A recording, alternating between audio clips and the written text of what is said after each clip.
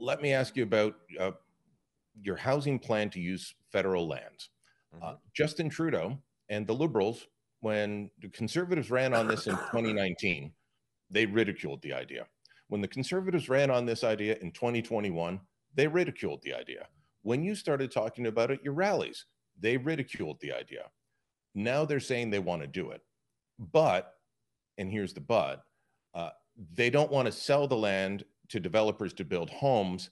They want to lease out the land. And they're also using very bizarre parcels. I mean, this is something the Canada Land Company has been doing for years. I used to live onto a whole subdivision that was built behind my townhouse in Ottawa that was built on government land.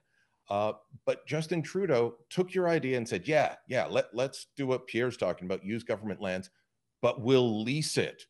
You will own nothing and be happy, seems to be his philosophy on this.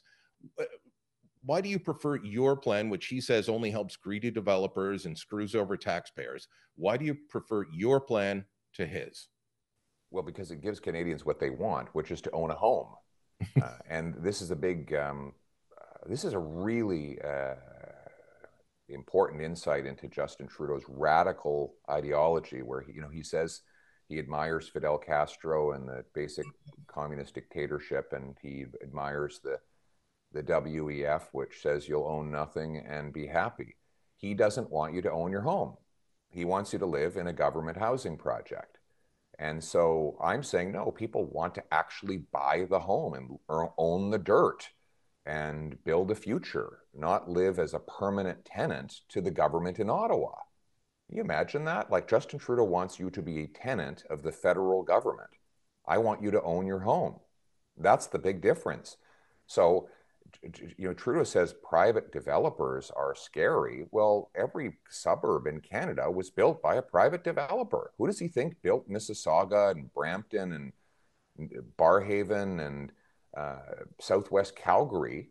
Well, it was developers. And sure, are they going to charge as much as they can? Yes, they will. And what stops them? Competition.